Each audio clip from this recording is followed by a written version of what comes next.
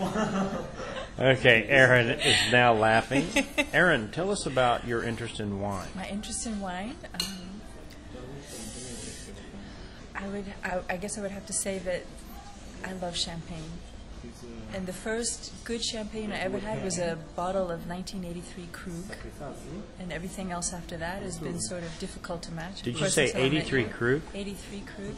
Champagne? Yes.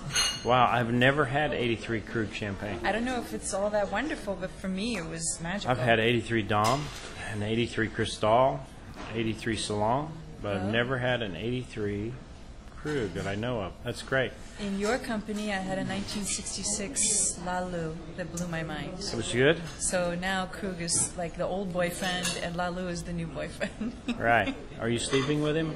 I can't talk about that. If you turn that off, I could tell you everything. Now, would you like Burgundy or Bordeaux or American wine or Rhone wines the best? I would say Bordeaux wines. But if you asked me for a name, I couldn't remember any. We don't really care about names here. We're only looking at regions. Okay. You know, we're big thinkers. All right, I'll never name drop. And what would you say to people who are interested in learning more about wine? I would say if you're interested in learning more about wine, you absolutely have to know Tom Black.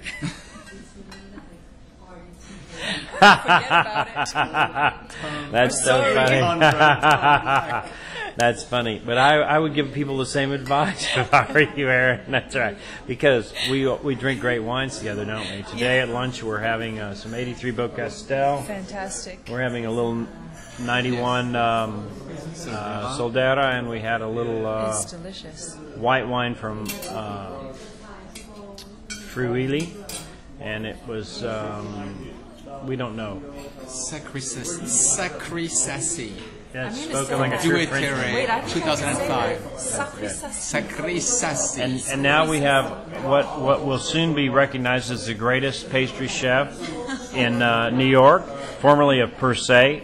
Yeah, here we have Heather. Okay.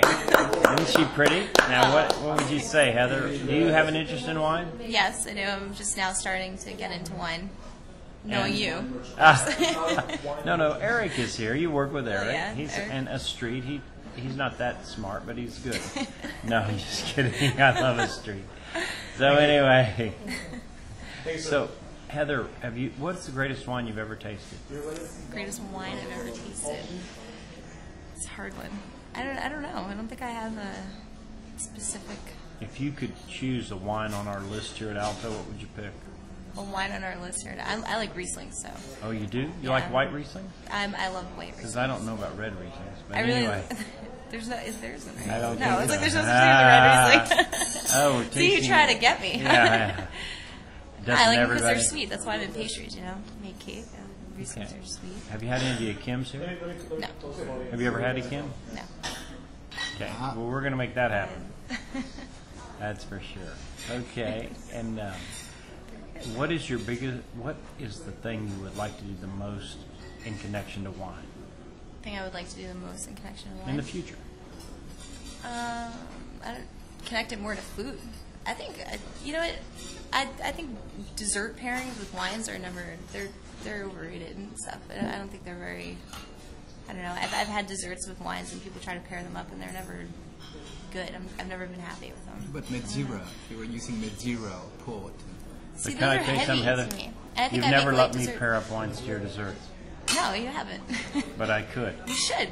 And I would show you something. A rosé champagne. You can And do something Jean-Louis with knows fruit that I'm right. I feel like a lot of the pairings that I get with especially my desserts, like my desserts are really light, and then they pair them with something like heavy and like so super sweet that it doesn't match it. I think you could work on contrast. You know, I know. If you had a rosé champagne, for example, you could do some